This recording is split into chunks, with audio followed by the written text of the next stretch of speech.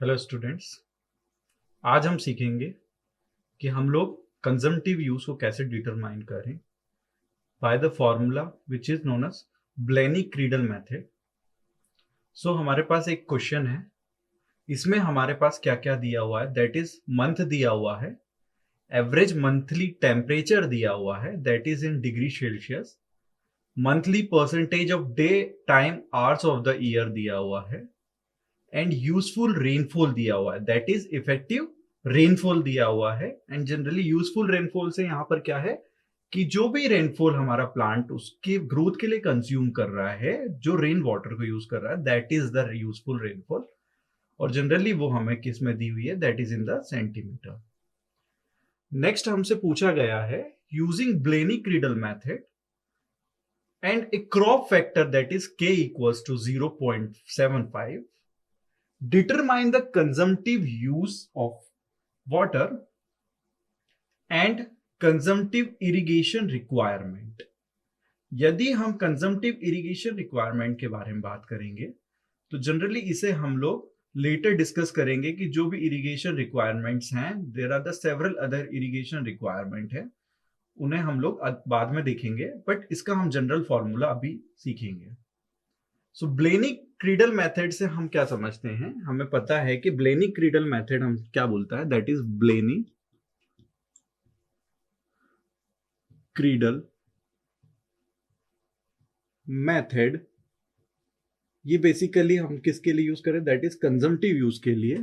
तो ये बोलता है that is F equals to P divided by 40 1.8 multiplied by T plus 32। ये क्या बताता है, हमें फॉर्मूला बोलता है। यदि हमें कंजम्पटिव यूज डिटरमाइन करना है तो कंजम्पटिव यूज बेसिकली क्या है, that is F multiplied by K। ठीक है, F मल्टीप्लाइड बाई K। यदि हम क्वेश्चन को देखें तो जनरली हमारे पास क्या दिया हुआ है, दैट इज मंथ्स दिए हुए हैं, हमारे पास एवरेज मंथली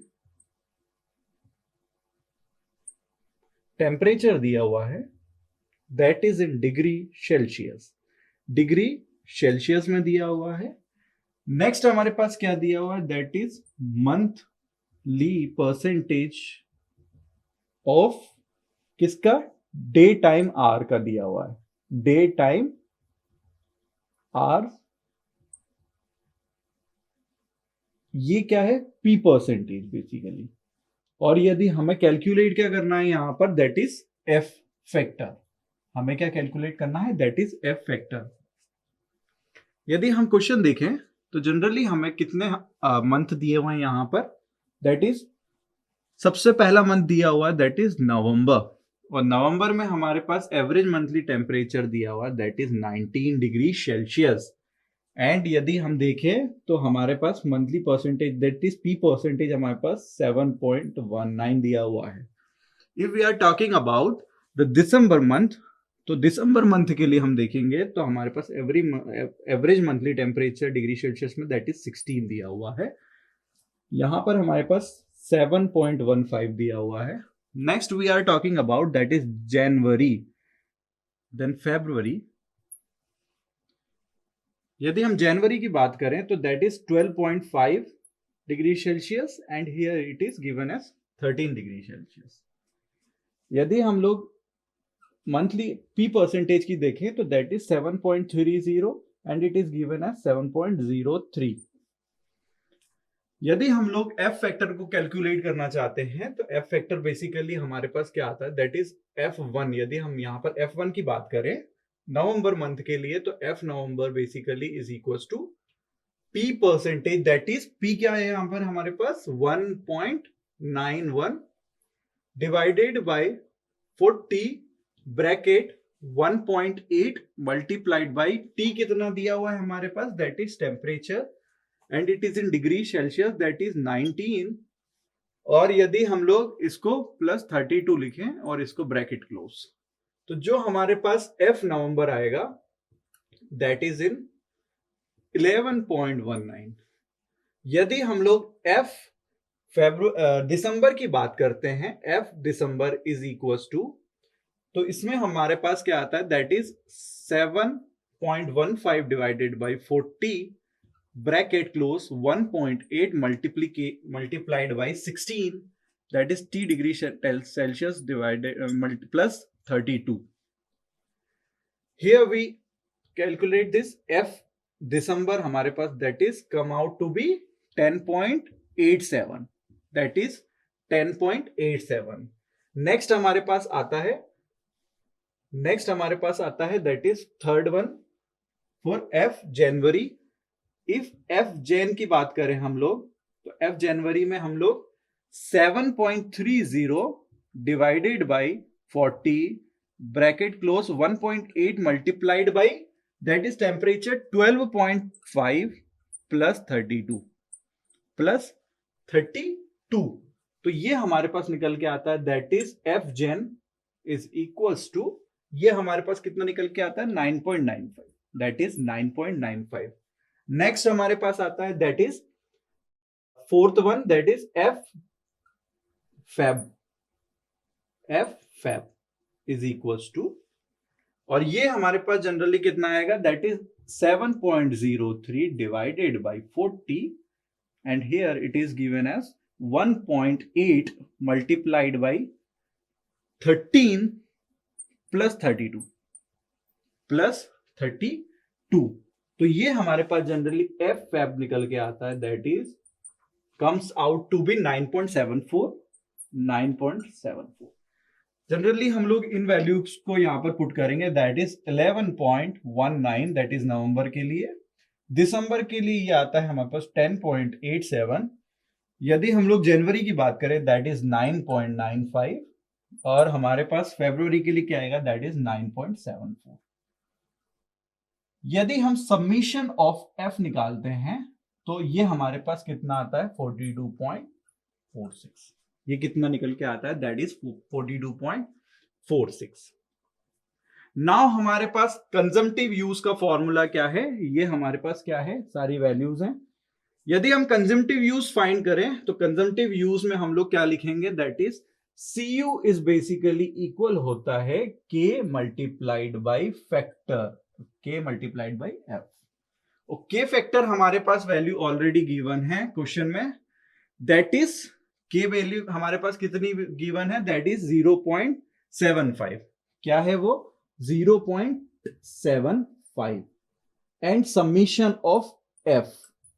तो यहां पर हमारे पास क्या निकल के आता है 0.75 summation of F that is 42.46. तो ये जनरली हमारे पास कितना आएगा, this is comes out to be 31.845 centimetre.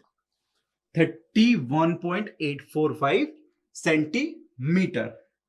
Now हमारे पास हमें सेकेंड क्वेश्चन में क्या पूछा है that is consumptive irrigation requirement. Consumptive irrigation requirement. अब हमें क्या निकालना है that is the consumptive irrigation requirement. और कंजम्पटिव इरिगेशन रिक्वायरमेंट में हमारे पास क्या रिक्वायर्ड होता है that is the effective rainfall. And effective rainfall हम जनरली मंथ में देखते हैं. तो हमारे जो क्वेश्चन है उसमें हमें दिसंबर और जनवरी में हमारे पास क्या है रेनफॉल दिया हुआ है that is 1.2 centimetre in month of December and 0.8 in the month of January. अब हम देखते हैं that is the summation of effective rainfall that is RE is equals to 1.2 plus 0.8 is equals to that is 2.0 centimeter. Here basically RE क्या है यहां पर that is effective rainfall. Effective rainfall. Now हम देखेंगे कि हमारा सेकेंड क्या है क्वेश्चन में that is required for CIR और इसे हम लोग क्या बोलते हैं कंजम्पटिव इरिगेशन रिक्वायरमेंट. इसे हम लोग क्या बोलते हैं कंजम्पटिव इरिगेशन रिक्वायरमेंट, जो हम लोग बाद में डिस्कस करेंगे. बट स्टिल हमारे पास क्वेश्चन में हमें पूछा है तो हम जनरली उसको बताएंगे. CIR इज बेसिकली इक्वल होता है that is the CIR is equals to consumptive use minus effective rainfall. CIR हम कंजम्पटिव इरिगेशन रिक्वायरमेंट से क्या समझते हैं, हमें हमारे प्लांट को कितना पानी देना चाहिए जो कि हमारे कंजम्पटिव यूज के इक्वल हो, अदर देन हमारी इफेक्टिव रेनफॉल के। जितनी भी हमारी रेनफॉल हो रही है उसके अदर देन कितना रिक्वायरमेंट है हमारे प्लांट को पानी की, that is known as consumptive irrigation requirement. So basically हमारा जो भी कंजम्पटिव इरिगेशन रिक्वायरमेंट है is equal to CU minus RE।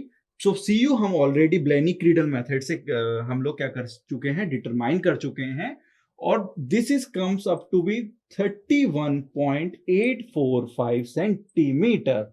यह हमारा ऑलरेडी आ चुका है। यदि हम लोग इफेक्टिव रेनफॉल कैलकुलेट करें दैट इज -0.2 सेंटीमीटर। तो हमारा कंजम्पटिव यूज बेसिकली यहां पर क्या निकल के आएगा, दैट इज 29.845 सेंटीमीटर। क्या निकल के आएगा, दैट इज 29.845 सेंटीमीटर। स्टूडेंट्स, हमने आज देखा कि बेसिकली हम लोग कंजम्पटिव यूज कैसे कैलकुलेट करते हैं through the method that is known as Blaney Criddle method. और हमने आज देखा कि कंजम्पटिव इरिगेशन रिक्वायरमेंट कितनी है हमारी, वो हमने कैलकुलेट किया through consumptive use and effective rainfall.